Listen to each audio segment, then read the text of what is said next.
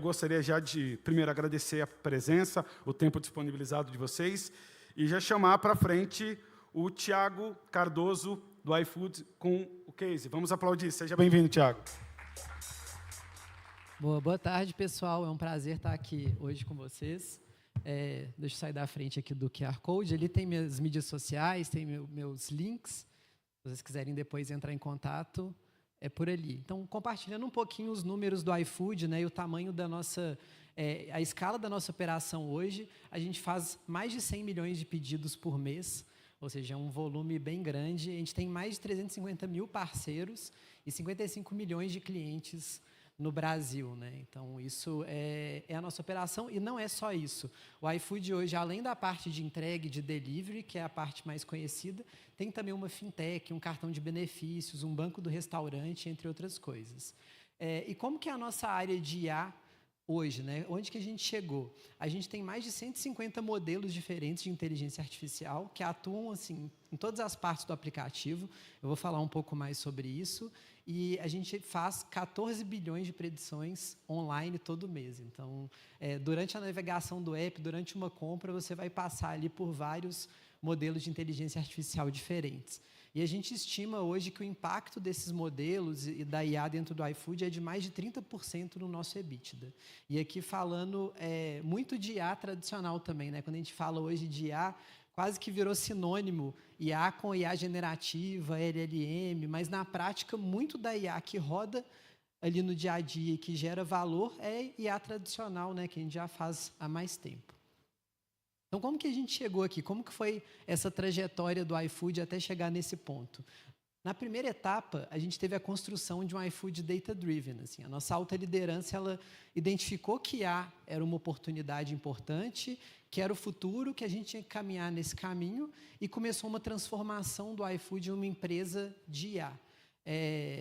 Então, a alta liderança começou essa transformação, a gente fez um treinamento dentro do iFood para todo mundo, então todo mundo passou a ser usuário de dados. A gente construiu uma infraestrutura de lake, governança desses dados, né? Então, como que a gente usa esses dados com responsabilidade, obviamente. Então, e teve esse treinamento de toda a empresa. Então, a partir daquele momento, os times de negócio eles passaram a ser cobrados a utilizarem os dados e tomarem decisões informadas por esses dados. Depois, em 2020, a gente entra numa segunda fase, que o iFood faz 2 aquisições de empresas de IA, uma que chamava MapLink, que faz roteamento logístico, e a Requima, que foi quando eu entro no iFood. E, nesse momento, IA passa a ser uma parte integrante de todo o produto e de todo o iFood, né? Então, alguns números interessantes. Assim, mais da metade da empresa acessa algum tipo de dashboard. Mais de 30% dos nossos funcionários acessam o nosso Lake, o nosso Databricks. E mais ou menos 6% da empresa no time de dados e IA. Então, assim, nesse momento, o iFood já tinha dados como um pilar, né? Já é consolidado. E como que a gente usa a inteligência artificial dentro do iFood? Tem aplicações em logística do tipo, eu vou enviar um entregador para coletar um prato no restaurante, eu tenho que saber qual que é a melhor hora para enviar ele. Para eu saber a melhor hora, eu vou tentar prever quando que aquele prato fica pronto para ele chegar lá e não ter que esperar muito no restaurante e nem você ter que esperar muito em casa. Personalização, recomendação, ads, busca, feeds de fotos e outros feeds que a gente tem internamente, marketing, como que a gente faz segmentação, como que a gente faz a nossa alocação do budget de marketing, isso tudo tem IA envolvido. Fraudes e perdas, né, os diferentes algoritmos para prevenir fraude, suporte e outras coisas que às vezes não aparecem tanto no aplicativo, mas estão suportando o produto e suportando features no produto, como, por exemplo, extrair metadados do nosso catálogo. E aqui um case, um exemplo que mostra um pouco como que o impacto de IA acontece na prática, né? Quando eu entrei no iFood, a gente tinha um problema sério com fraude, com chargeback, que é alguém usa um cartão roubado, por exemplo, dentro do iFood, depois a pessoa não reconhece aquela compra e abre uma disputa. E aí depois quem arca com o preço, com o custo dessa compra, é o próprio iFood. Então, a gente tinha uma perda muito grande. A gente chegou a ter 20 milhões de perdas em um mês com fraude. Então, era algo assim surreal. E como que funcionava o sistema? Era um sistema que ele era muito manual e muito criado baseado em regras. Então, tinha um time que ia lá, olhava as fraudes que aconteciam e falava, opa, estou identificando aqui um padrão novo de fraude, e criava uma regra. E aí aconteciam umas histórias engraçadas, do tipo, uma pessoa era bloqueada, aí ela ia lá e falava assim, por que eu estou sendo bloqueado? Eu trabalho aqui, eu tenho minha conta há muito tempo, não tem sentido. Aí a gente investigava e falava assim, você caiu na regra do GIN. Aí, pô, o que é regra do GIN? Você comprou tantos reais, sua conta não é tão antiga assim, e você comprou GIN, e GIN é um produto arriscado. Então, assim, vocês podem imaginar que uma taxa de falso positivo altíssima e ainda recebendo muita fraude que chegava. E a gente muda aquele componente ali do meio e fala, olha, vamos reduzir a parte manual e vamos trabalhar mais com automação, vamos trazer IA para esse processo. E aí começa uma mudança de cultura, né? Porque trabalhar com IA é muito diferente de construir um produto sem IA. O produto é diferente, você tem que ter um ciclo de feedback, tem que conseguir fazer esse modelo evoluir. É mais parecido com um Tamagotchi do que com um produto. E aí aqui, como foi o impacto que a gente viu depois de colocar esse modelo no ar, né? A gente estava ali em janeiro de 2020 com quase mais de 2,5% de fraude, e depois que a gente coloca o modelo, a gente vê essa curva caindo. E o interessante é que essa característica de IA, né, de aprendendo com o tempo. Então, cada vez mais a gente foi aumentando nossa aprovação, enquanto reduzia também as nossas taxas de fraude. Então, quando eu falo que tem um impacto ali de 30% no EBITDA, é por aplicações desse tipo que vão amadurecendo no tempo e que a gente vai cobrindo novos problemas no tempo também. E agora a gente está vivendo o terceiro momento, né, o terceiro ato dessa história, que é a IA generativa, que todo mundo agora está passando por esse momento juntos, né? A gente construiu uma plataforma de IA generativa e o objetivo é garantir a governança internamente, garantir que os contratos foram validados pelo nosso time jurídico, que é compliant com a LGPD, que a gente está vendo tudo que está transitando ali e, ao mesmo tempo, disponibilizar para todos os times de desenvolvimento conseguirem fazer os acessos de forma fácil às APIs que já estão aí disponíveis, né? E a gente dividiu a nossa estratégia de IA generativa em 3 pilares. A gente tem, primeiro, né, IA generativa para eficiência interna, como que a gente faz os nossos times funcionarem melhor, IA generativa para o nosso produto e os produtos que já existem hoje e que eles podem ter novas funcionalidades ou, às vezes, uma mudança pequena que agora é possível com IA generativa, e GenAI para inovação, que é as coisas novas que a gente consegue fazer, né? Quais são as novas aplicações que surgiram e que, por conta dessa tecnologia, é possível. E aí, mostrando aqui 2 exemplos para vocês. O primeiro é esse que a gente chama de Dora, que é uma nova forma de pedir comida. E, ao invés de ter que digitar uma lista de compras grande, eu posso chegar e falar assim, olha, eu quero fazer uma festa para 6 pessoas. O que você me recomenda? Um churrasco? Ou então, eu quero os ingredientes de um bolo de cenoura. E a gente gera essa lista de compras e já coloca no aplicativo para você comparar o preço e escolher o melhor lugar para poder comprar. Outro exemplo aqui é para o nosso parceiro. Quando um restaurante entra na plataforma, o primeiro passo é escrever o cardápio dele ali dentro, é colocar o cardápio dele funcionando dentro da plataforma. E o vídeo não está passando, então eu vou explicar como funciona.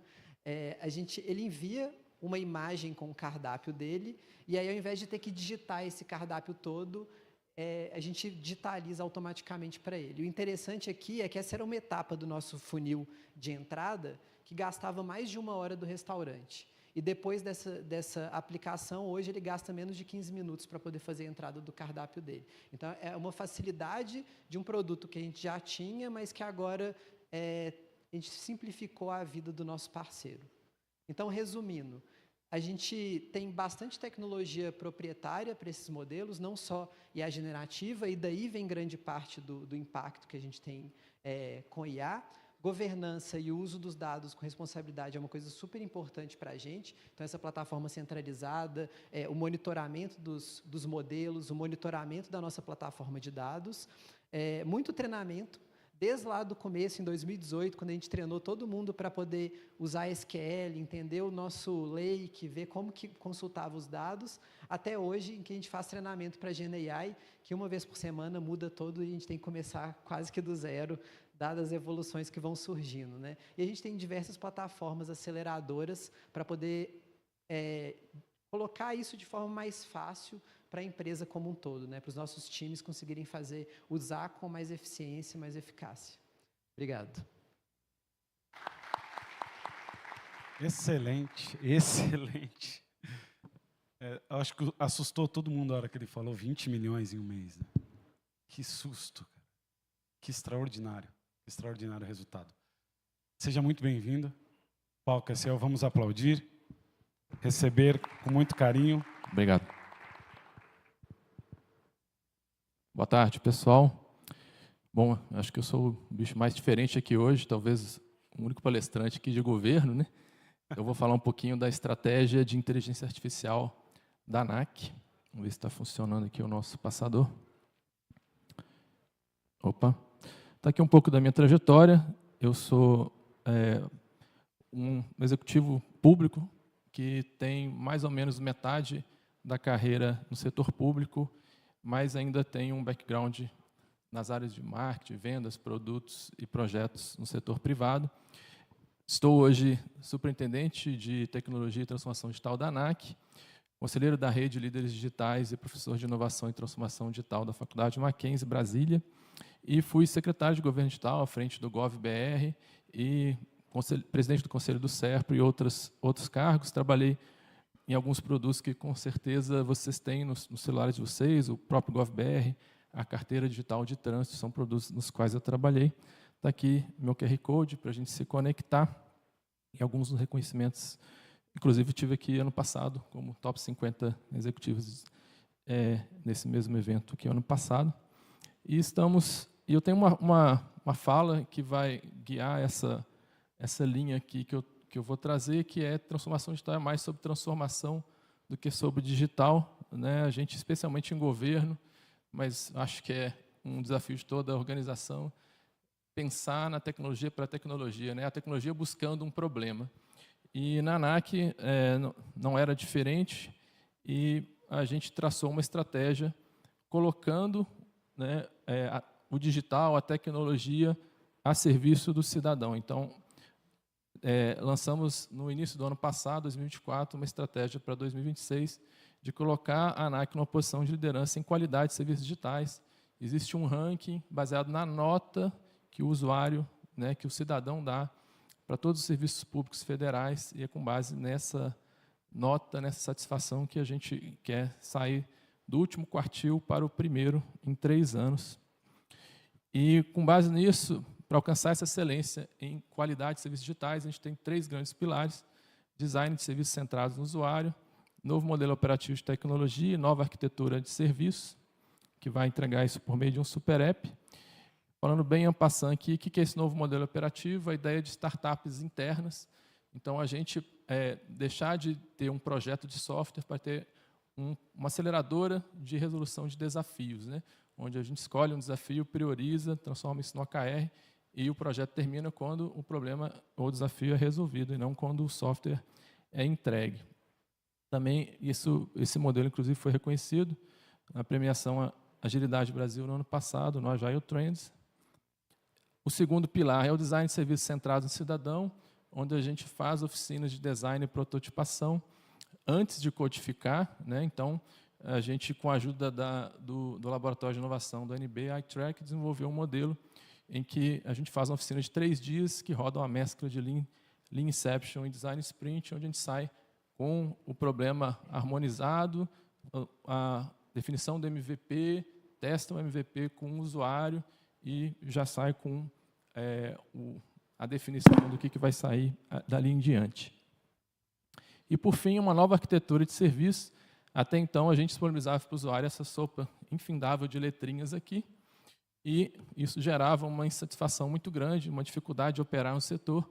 Então, a gente criou um barramento de microserviços e está criando essa camada de orquestração da jornada do usuário, e aí IA entrando com força, tanto aí quanto na interface final. E lançamos, em dezembro do ano passado, um super app, né, que começa com a jornada do aspirante a piloto, transformando e facilitando a jornada até a obtenção da primeira licença. e as novas jornadas vão vir, inclusive, muito em breve, tocando também o passageiro. E falei da estratégia, eu não podia falar de IA antes de falar da estratégia digital, que é focada nos desafios de negócio da agência. Então, agora sim, um desses 10 objetivos estratégicos específicos digitais é impulsionar a inovação e a eficiência com a adoção estratégica de IA. Então, dentro do portfólio estratégico de TICS, a gente desenvolveu uma jornada de IA que culminou recentemente, esse mês, numa estratégia. A gente começou lá desde junho de 2023, numa abordagem experimental, com formação de um time técnico, pequeno, mas formando um time técnico, mapeamento de casos de uso, seleção de casos de uso, contratação do nosso modelo de IA, experimentação de um piloto, né? Lançamos o nosso piloto em abril do ano passado, primeira solução de IA generativa, integramos o modelo de IA com o nosso Data Lake, já com vetor, fomentamos o uso de IA nas startups, ou seja, a IA como meio para resolver os nossos 7 maiores desafios de negócio que a tecnologia pode ajudar, e com isso desenvolvemos novas soluções. E aí, pessoal, em maio do ano passado, a gente constituiu o chamado Núcleo de IA, com representantes de praticamente todas as áreas da agência, áreas de negócio inclusive, para começar a propor uma política e uma estratégia de IA. Então, desenvolvemos trilhas, uma cartilha de uso seguro, fizemos a concepção desse grupo que eu vou falar dele, e elaboramos a política e estratégia de IA que lançamos agora no dia 10 de março. Né? Eu vou falar um pouquinho dela aqui de forma rápida.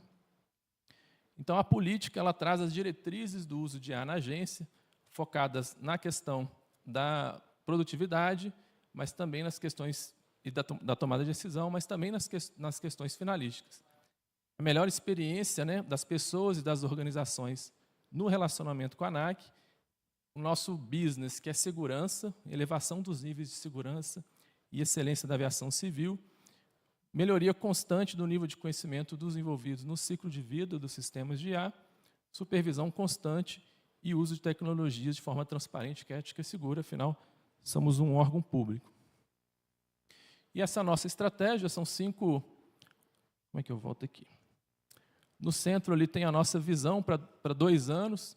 Então, essa primeira perna estratégica visa alcançar a excelência na adoção ampla, segura e responsável de IA na ANAC, né, conectada com aquelas diretrizes que a gente viu. E aí a gente vai fazer a integração do uso de IA nas atividades funcionais de todos os servidores, então a adoção lá na camada operacional. Segundo objetivo estratégico, aumentar a capacidade de desenvolver soluções de IA que contribuam com a qualidade de serviços digitais da ANAC. Terceiro, aprimorar a governança de dados para impulsionar o uso de IA, né? Já foi mais do que falado aqui a importância da qualidade de dados para a IA. Prover a segurança e a ética no desenvolvimento e no uso das soluções de IA na ANAC. E a questão de otimização e gerenciamento de custos, né? Que é um risco muito importante. Essa estratégia tem lá análise de risco, outras coisas, mas tem no pilar de desenvolvimento, de escalar o desenvolvimento, a ideia do JEDI, o Grupo de Desenvolvedores de Inteligência Artificial, inspirado num grupo que a gente já tinha de desenvolvimento interno, com low-code, de software. Né? Então, é um grupo que que tem um modelo operativo de IA, onde a gente vai constituir esses JEDIs, que vão receber capacitação e certificação, vão trabalhar num ambiente corporativo de desenvolvimento, vão ter acesso aos modelos corporativos de IA, mas vão ter mecanismos de supervisão e segurança e governança e gestão do que está sendo desenvolvido. Então, muito a aprender, integrar. Nós temos, como diria o mestre Yoda. Né? E a gente vai, para não ter uma proliferação de agentes descoordenados, a gente está encapsulando isso no ANAC GPT, que é o nosso produto corporativo de IA. E aqui algumas das soluções que a gente já desenvolveu. O primeiro deles, de uso interno, para mitigar riscos, né? Acesso a serviços internos de RH, de TI, de logística. Outro, que é acesso aos dados da nossa plataforma de processo eletrônico, com linguagem natural, a gente poder fazer análise. Esse aqui já para o usuário final, com linguagem natural, entender as nossas normas, que são muito complexas, né? Muito técnicas. Estatísticas do transporte aéreo, que esse a gente quer disponibilizar em breve para a população em geral. Está em testes ainda. E esse que é o que é produto de uma das nossas startups, que é o nosso agente de análise de manual de operações. Ele está na nossa startup Certifica, que tem um OKR de redução de 30% no tempo de certificação para operar táxi aéreo. Esse tempo hoje, pessoal, é mais de um ano e meio, mais ou menos, a média. E esse postulante a operar com táxi aéreo, ele tem que enviar um manual que pode chegar a 1000 páginas, demora 20 horas para um servidor médio analisar, e é recorrente a necessidade dele ir e voltar com ajustes. Então, a gente transformou isso em 70 perguntas, né, esse servidor. A primeira abordagem foi, coloca o manual e coloca a norma e pede para a IA dizer se está conforme, né? Não vai funcionar nunca. Então, a gente transformou isso em 70 perguntas que essa IA faz, demora 2 minutos para retornar para esse usuário, como uma pré-análise, né? Ela não vai ser a decisão sobre se está conforme ou não, mas ele vai receber uma pré-análise se aquele manual dele está conforme ou não está. Isso vai evitar as indas e vindas, né? E depois vai ser usado por servidor também, fazer a análise dele. Tem mecanismos de gestão e curadoria, e aqui uma provocação, né? De que eu vejo muito isso, especialmente nas áreas de negócio, o pessoal querendo entender de IA, querendo acompanhar a ampação o que está acontecendo, e muitas vezes a gente percebe que falta o entendimento do próprio problema, né? Então, é muito importante, dentro daquela máxima, transformação digital é mais sobre transformação do que sobre digital, é muito importante a gente entender o problema em primeiro plano. Obrigado, está aqui o QR Code para a gente se conectar. Fernando, obrigado. Excelente. Alexandre, o palco é seu. Seja bem-vindo. Vamos aplaudir? Boa tarde. Pessoal, eu gostaria de dividir o bate-papo nosso aqui, que é uma missão de 10 minutos para falar sobre muita coisa. Eu gostaria de dividir em 3 pilares, né? O primeiro deles, eu gostaria de compartilhar uma experiência que eu tive agora no início do ano. Segundo, eu vou compartilhar uma pesquisa que a ADP fez internacionalmente. E, em terceiro, o caso de uso de IA dentro da ADP. Bom, a ADP, para quem não conhece, é uma empresa líder mundial de capital humano, gestão de capital humano. Nós estamos presentes em mais de 150 países. E ela tem a matriz dela nos Estados Unidos, New Jersey. Eu sou responsável por vendas na América Latina e eu aprendo diariamente com inteligência artificial, acho que como todos. E cada dia percebo que sei menos. Em janeiro agora, eu fui convidado para participar da NRF. Eu não sei quantos de vocês estiveram lá. A NRF é uma feira muito conhecida de varejo, especializada em varejo, que acontece anualmente em Nova York, e é a maior do mundo. E nessa feira estavam os principais líderes de tecnologia das empresas, das maiores empresas brasileiras, os presidentes das empresas varejistas também, apresentando uma série de cases, a maioria deles focados em omnicanalidade, personalização em massa, que é uma preocupação do varejo, né? A ADP também estava lá, mostrando como ela pode ajudar. Ao final de uma das sessões, algumas empresas foram convidadas a participar de uma interação numa Big Tech, ali em Chelsea, em Manhattan, para verificar um caso de uso de IA. E ali eu me impressionei, realmente, porque eu nunca tinha vivido uma experiência como aquela. Quando eu cheguei, eles deram um telefone celular deles, falaram, olha, interage como se você estivesse falando com uma pessoa. Eu peguei o telefone, como a maioria das pessoas, comecei a interagir, falando em viva voz. Eu comecei a perguntar sobre opções de restaurante, avaliação de restaurante, média de preços, e a IA interagindo comigo como se eu estivesse falando com uma pessoa naturalmente. Não parecia que era uma IA, ou que era um robô, ou que era qualquer coisa computacional. Parecia, sim, uma pessoa pela velocidade de retorno. Mas o que mais me impressionou não foi isso. O mais me impressionou foi que, lá para as tantas, ele falou, olha, por que você está falando com o celular assim? Levanta o celular e permita que a IA te reconheça. Eu falei, como assim me reconhecer? Aí começou a me preocupar. Ele falou, escuta, e o seu casaco? Onde você deixou o seu casaco quando você entrou? Aí eu falei, pô, não lembro. Ele falou, então pergunta. Aí eu falei, aí complicou, né? Falei, ok. Ele falou, olha, IA, por gentileza, você sabe onde eu deixei o meu casaco quando eu entrei? Ela, Claro, você deixou o seu casaco no sofá do canto. Só que eu não estava com o celular quando eu cheguei. E aí eu falei, poxa, ele é uma IA no pleno uso da GenAI, usando informações espaciais, processamentos gráficos mais sofisticados. E aí eu, como brasileiro que sou, estava com a carteira na mão, né? Peguei a carteira, deixei assim na mesa e fui saindo de lado. Falei, agora eu quero ver o que ela vai falar. Falei, IA, onde está minha carteira? Ela, haha, você acabou de deixar a mesa ao lado. Pessoal, isso é para vocês terem ideia do que a gente consegue fazer hoje.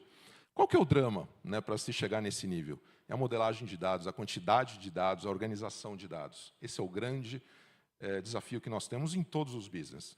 E, é claro, hoje nós temos tecnologia para tudo. A GPU, né, nos possibilita fazer, sim, uso da GenAI. Nós temos tecnologia, nós temos capacidade de processamento. O grande dilema é modelar esses dados, entender os problemas, quais são, para modelá-los, e aí sim a gente chegar a algum lugar. Bom, dito isso, só para dar um pano de fundo para vocês do como que as coisas estão acontecendo mundo afora. Né? A gente, no mundo de capital humano, né, que é a grande vertente da ADP, né, focada nessa indústria, a principal questão é a integração de sistemas. Quando nós trabalhamos hoje com uma plataforma que é especializada em capital humano, nós trabalhamos integrado com as mais diversas soluções de mercado. Então, o primeiro desafio das empresas é como nós fazemos essa integração. Demanda de dados, a gente acabou de falar aqui, demanda, organização, qualidade, é o tripé da gestão, né, da estruturação de informação. Esses dados precisam estar na nuvem, acessíveis a qualquer momento, sob demanda, e estruturar a GenAI. Então, ou seja, após essa construção, a gente entende que a gente consegue fazer o uso apropriado dela. Porém, isso faz com que a gente também reflita sobre os negócios das nossas empresas. Afinal, quando nós olhamos... Opa, pensei que tinha caído aqui. Quando nós olhamos para as empresas, como elas estão estruturadas, anteriormente, se a gente fizer análise de uma organização na década de 90 ou no início dos anos 2000, nós não tínhamos todas essas preocupações que nós estamos apresentando aqui. Nós tínhamos provavelmente meia dúzia delas. No entanto, agora, a gente já começa a ver áreas, diretorias, investimentos, linhas de negócio que não existiam anteriormente. Então, você começa a ver cibersegurança, a gente vai falar um pouquinho, é um dos grandes pilares de tudo isso que a gente está falando. Legislação, como a gente faz com o LGPD, como a gente faz com o GDPR, como a gente faz com a governança das regras de utilização da AI, podemos utilizar da maneira como o negócio gostaria. Isso abre uma série de questionamentos dentro das organizações, e não é só dentro das organizações, da nossa também. Então, nós construímos um time especializado para fazer esse desenvolvimento. Nós já tínhamos uma atuação muito forte, a ADP é uma empresa de serviço de capital humano, por acaso nós temos softwares para prestar o nosso serviço também, mas nós somos muito atuantes na questão de automação, robotização e agora IA. Né? Nós temos um dos maiores parques de robôs para executar a folha de pagamento, para fazer os processos de gestão de capital humano. Então, isso faz com que nós temos essa natureza técnica e essa natureza de estruturação de dados. Mas, mesmo assim, não é simples. Então, como nós entendemos que a questão de gestão do capital humano ela pode ser mais aproveitada, né, ou sequencialmente organizada para que as empresas possam tirar o máximo de proveito disso. Primeira coisa é trabalhar na comunicação, e aí a comunicação a gente viveu já uma revolução, não vou falar, né, da transformação do analógico para o digital. A conectividade hoje, a gente já consegue ter uma conectividade muito melhorada, então todas as pessoas, um número, né, nós temos praticamente quase 2 celulares por pessoa no Brasil, né, ou seja, uma estatística extremamente interessante. Isso faz com que a gente tenha uma grande mobilidade e troca de informações a qualquer momento, de qualquer lugar. Cibersegurança, integrado com LGPD, automação, robotização, que eu já mencionei, integrado com os insights, e é aí que começa a grande sacada para a indústria. Os insights eles são gerados através de modelagem que nós fazemos, então, eu vou trazer um exemplo aqui para que vocês tenham uma ideia. Esses insights eles são gerados através desses desenhos que nós construímos, mas também através das melhores práticas. Por que melhores práticas? Nós temos hoje 6 mil clientes no Brasil, 1.100.000 no mundo.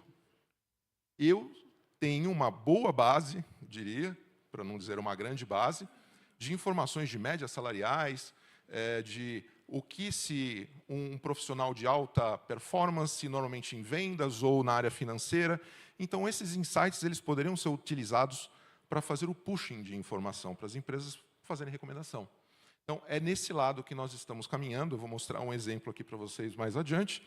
E uma coisa interessante, no final de 2023, nós fizemos uma pesquisa no mercado americano, restritamente ao mercado americano, neste caso, quais eram os trainees que gostariam de ganhar o seu bônus em criptomoeda.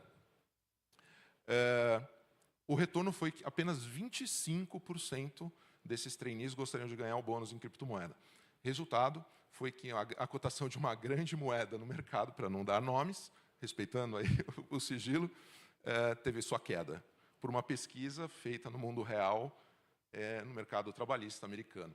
Enfim, as coisas estão muito conectadas. As coisas, muitas vezes, elas têm fronteiras que a gente acaba não percebendo no dia a dia.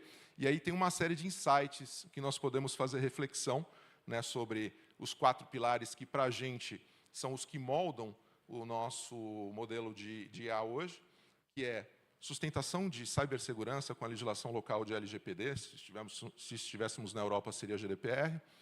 A automação com robotização, como a base e a fundação da organização e estruturação desses dados para que sejam gerados insights e aí sim trabalhado em cima da inteligência artificial.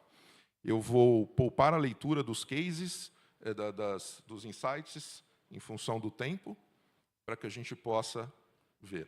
E aqui temos o resultado do estudo, né, das prioridades de tendência de RH, que foi feito no mercado americano, europeu e latino-americano. Nós não fizemos esse estudo no mercado asiático.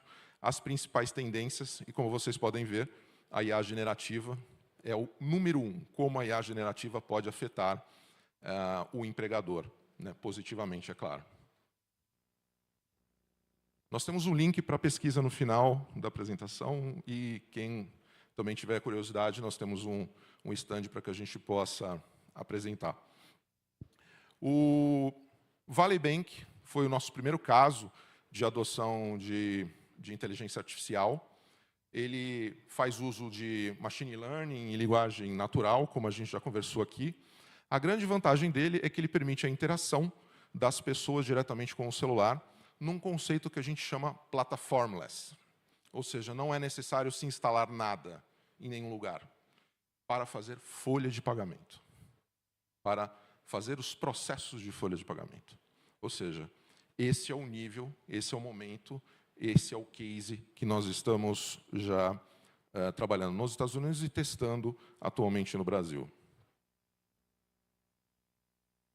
A grande base disso tem o modelo que nós já discutimos aqui, para construir o que a gente chama do ADP Assist, que é o que nós vamos ver nesse vídeo.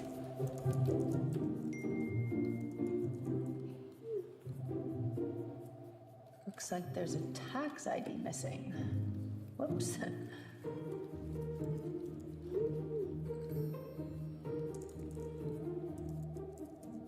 Oh, that's why I couldn't set her up in the new location.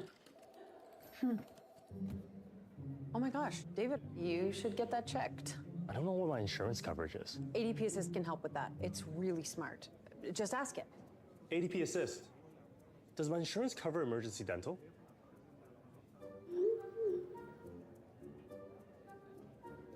Well, that was easy. Get out of here. Thanks. And ADP Assist can reschedule your candidate interview for you, by the way. Oh. Hey, David. I notice your overtime is high. I might take you off the event this weekend. Thanks. I might need the rest. See you later. See ya. I think I'll schedule Ted. Oh, Saturday's Ted's birthday. Schedule Monica instead. Yeah. Don't forget to wish Ted a happy birthday. Amazing.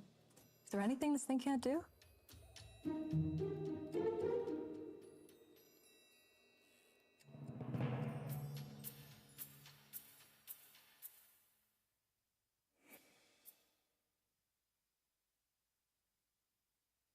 E aqui só está uma demonstração de como a aplicação funciona na interação.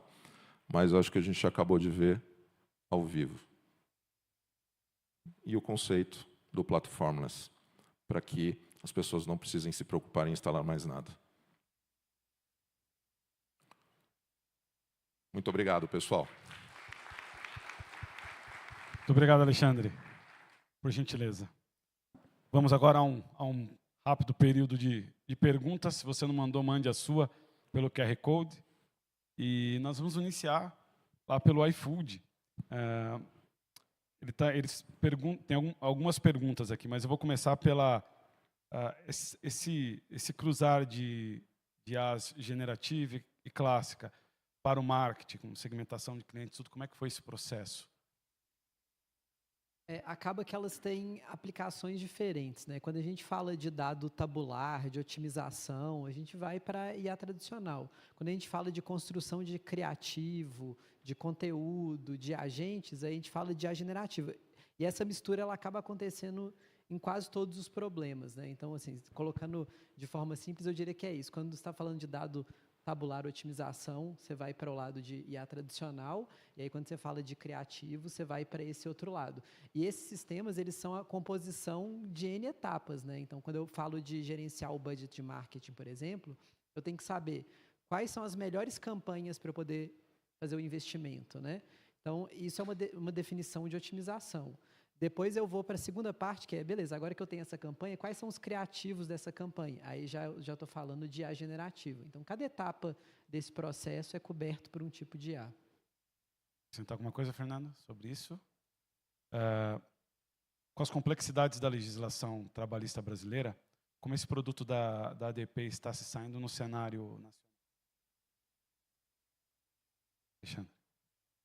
É uma boa pergunta, porque quando a gente olha para a IA, as duas grandes barreiras para a gente adotar em massa é o controle dos dados e a perfeita utilização. Nós estávamos até conversando isso um pouco antes de entrarmos aqui na sessão. A grande vantagem é quando você é um especialista, né, você só faz isso, nós já temos que fazer isso para as questões de BPMS, para os RPAs que nós temos. Então, facilita muito. Não estou dizendo que é fácil, porque a quantidade de mudanças legais que nós temos no Brasil, o ano passado nós tivemos 980 aproximadamente, de todo o âmbito que envolve a legislação trabalhista. Então, e isso eu estou falando do Brasil, né? Nós estamos em 150 países. Então, realmente, nós temos uma área que é grande, uma área que trabalha junto com a área de segurança da informação, hoje, fazendo toda a atualização dessa legislação em integração com as regras, não só regras de IA, né, mas também as regras de automação, que a gente chama de automação básica, que é o BPMS, os RPAs, somado à IA. Enfim, é uma área grande cuidando disso. E é desafiador pela interpretação, pela inclusão dessas regras no dia a dia para cada tipo de cliente, né, porque, aliado a isso, nós temos também as convenções trabalhistas, que as convenções trabalhistas elas sobrepõem muitas vezes a legislação trabalhista. Então, é um ambiente complexo. Desenvolver esse processo todo com IA, já sabendo das legislações serem complexas no Brasil, que dirá ainda dentro de um órgão como a ANAC. Fala como é que foi a experiência e as dificuldades que foram enfrentadas nesse processo. A ANAC enfrenta um desafio duplo, né? Ela tem que se encaixar em uma série de normas como LGPD, inclusive ela responde a normas internacionais, né, que ela tem que adaptar e trazer para o setor aéreo brasileiro, mas ela também tem um desafio de tornar mais simples as próprias normas para o setor, né? E isso é uma das tônicas do nosso desafio de transformação digital, né? Então, um dos casos que eu passei bem rapidinho ali é a gente tornar mais palatável o acesso a esse conhecimento, né? O setor ele é muito técnico, né? Tem questões muito técnicas, e isso acaba levando a proliferação de despachantes, né? Que acaba que, pela complexidade, quem quer operar acaba recorrendo a pessoas que já passaram e já têm os hacks ali do processo, digamos assim, né? Então, nós temos esse desafio também de usar a IA para simplificar o acesso ao setor, para tornar o setor mais dinâmico, né? Então, eu acho que acaba ajudando a atuar nas duas pontas, né? Mas também dificultando para o outro lado, que é um dos desafios da nossa estratégia, que é que essa adoção seja segura e responsável. A gente, como órgão público, precisa garantir que o uso seja feito de acordo com a ética, que a gente não exponha dados dos nossos regulados, dados sensíveis dos nossos regulados, né? Por exemplo, numa nuvem que ela não tenha segurança, que ela possa ser usada para retreinar. Então, a gente tem que fazer toda essa análise de como as informações vão ser usadas dentro dessas aplicações para que a gente proteja os dados também dos nossos usuários, né? Então, tem desafio para todo lado, mas é importante que hoje a gente conseguiu mapear isso num processo de estruturação da estratégia e agora a gente tem um caminho assim, mais claro para seguir. Só gostaria de acrescentar 2 pontos que eu acho que eu concordo muito com o seu ponto. A dificuldade é você iniciar, né? O grande desafio é o início, é a construção. Depois você consegue fazer o rollout disso com mais agilidade. O grande desafio é você não fazer isso e continuar fazendo manualmente. Eu acho que essa não é a opção. Eu acho que essa é a equação que a gente tem que ter em mente. E quando a gente fala de o uso, do risco do uso, principalmente da GenAI, é importante um conceito básico, né, das duas IAs. A IA tradicional, né, como a maioria das empresas utilizam, ela é uma IA que ela não constrói conteúdos originais e únicos. A GenAI, ela constrói conteúdos originais e únicos. Ela pode construir uma pessoa com uma personalidade única, com base em dados que ela tem acesso.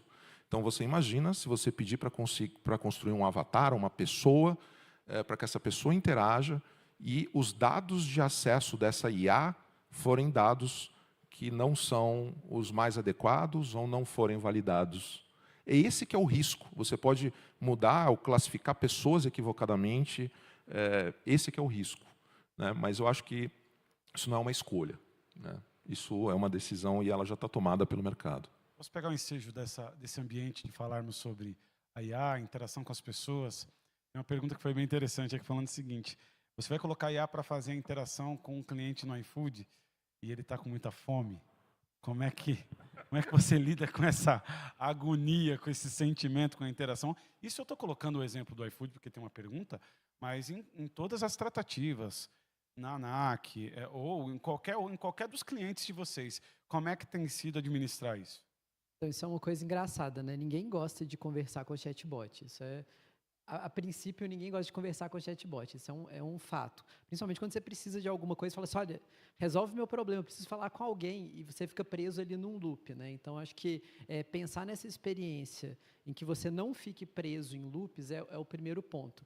Mas uma coisa interessante que a gente observa na nossa aplicação de atendimento é que, para vários casos, o CSAT do atendimento automatizado é maior do que o humano. Eu te explico por quê. Quando você resolve o problema da pessoa mais rápido, ela não importa que é automatizado, ela acha bom.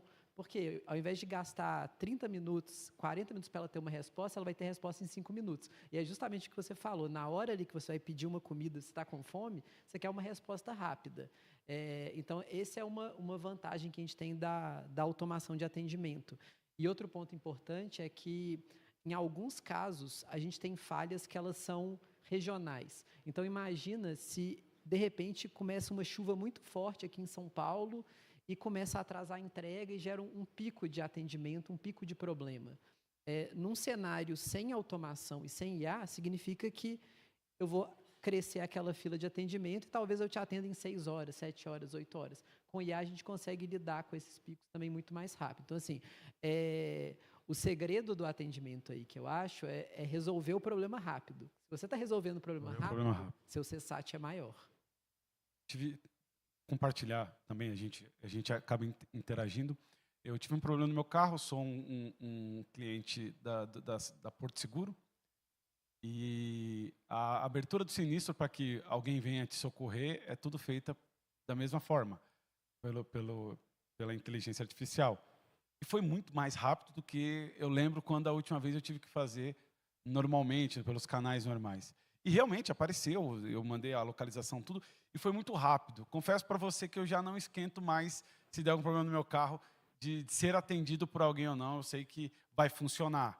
Conversa muito com isso, acho que a aceitação é o fato de sair do ambiente de protelar um atendimento só para ganhar tempo com o cliente e se resolver de uma vez a inteligência artificial. O que você acha com isso, Fernando? A gente tem, na ANAC, pegando esse exemplo da certificação, né, a gente certifica o piloto que vai atuar, uma empresa que vai operar, né, determinado tipo de operação, a oficina mecânica. E são processos, como eu comentei, muito longos, né? Alguns deles passam de anos, né? Então, acho que uma ansiedade, né? O cara está investindo, querendo atuar e sente várias barreiras, né? E uma das coisas que eles reclamam, e a gente pegou isso em pesquisa, né? É que antigamente tinha a ANAC lá no aeroporto, né? Tinha lá uma salinha da ANAC e hoje não tem mais. Então, ele não tem mais com quem conversar. Isso é uma dor fortíssima, né? E a IA, acho que, em boa parte, a nossa aposta é que ela vai ajudar nisso, né? Tanto para tirar dúvidas de normas, mas também do processo, né? A gente está simplificando enormemente o processo. Antes o cara tinha que baixar vários documentos, preencher e mandar o documento anexado no processo eletrônico. Isso a gente está fazendo a transformação digital, de integração de dados e tudo, validando dados automaticamente e tudo. O cara não precisa preencher a mesma coisa, mas mesmo fazendo a transformação digital, né, de integrar dados e de trabalhar a UX, a questão da interação se mostra muito importante e a gente está prevendo tanto espaços para uma conversa mais direta com os especialistas, mas tentando, numa primeira camada, que a IA possa suprir e a gente aposta que ela pode ser muito efetiva nisso. Eu tive uma experiência parecida com a sua, né? E eu me impressionei porque eu também tive que abrir pelo celular, né? Enfim, não tinha outra maneira e foi o que tinha, o problema de bateria do carro. E aí, enfim, sinalizei que era bateria, a IA já me disse, olha, a pessoa entrará em contato com você. Na sequência já chegou um WhatsApp da IA, falando, olha, eu sou o vendedor da Moura Baterias, estou indo no seu endereço, você está na rua tal? Ou seja, mostra o case de utilização de IA e integração entre plataformas e entre empresas, né? É uma jornada digital que a nossa situação está andando, né? Que transcende a empresa. Ou seja, ela está conectando outros business ao business dela, né? Então, é interessante entender como tudo isso funciona, esse dinamismo. E eu não tinha opção, eu tinha que comprar. E foi uma venda. Você imagina o que isso pode ajudar o processo de venda. Eu, como responsável por venda, eu adorei. Falei, pô, quero fazer essa integração também para vender folha de pagamento, vender RH, né? Adorei. Então, eu gosto de compartilhar esses cases, que esses cases são inspiradores. Já aproveitando, então, voltando, vai ser a mesma pergunta daqui para lá. Nós estamos falando sobre essa parte de cenários de liderança apoiando para fazer a gestão de pessoas e o angariar de talentos, principalmente de formação. A IA vem com uma força muito grande. Como é que tem sido isso no cenário da empresa de vocês? Bom, no nosso caso, né, a gente adota realmente. Então, hoje a gente tem uma solução que se chama Standout, que é uma empresa que a ADP fez aquisição já faz alguns anos, o DeMarcus Buckingham, que é uma empresa que trabalha com o potencial de cada uma das pessoas. Ele divide em tipos de perfil, se você é professor, se você é instrutor, criador, enfim.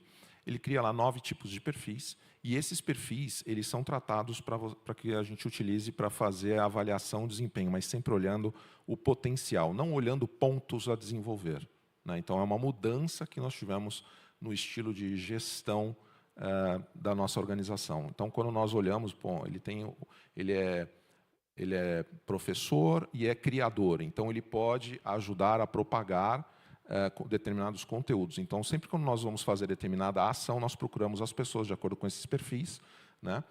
A própria IA já sugere dentro da nossa plataforma, essas são as pessoas que você tem na sua organização, que são mais indicadas para fazer determinados tipos de atividade. E daí para diante. Pode ser uma atividade simples de lançar um novo produto, pode ser uma atividade de treinamento dentro da própria equipe, e essa coisa começa a cascatear, né? Esses são os dois principais aspectos, né, da IA, mas isso segue adiante. Então, qual o nível de proficiência de inglês? Essa coisa está avançando. E essa proficiência ela não é causada por um treinamento nosso. Na verdade, a IA ela entende, ela consegue buscar essas informações de mercado de maneira aberta para trazer para você. E, bom, essa pessoa que tem o menor nível de inglês, de espanhol, francês, e assim por diante. Então, isso já está disponível. A gente já está fazendo testes bem avançados. Em breve, a gente vai lançar para o mercado o Standouts. Ele já é vendido nos Estados Unidos e Europa abertamente. A gente está trazendo para o Brasil. Em breve vai estar disponível com todas essas integrações.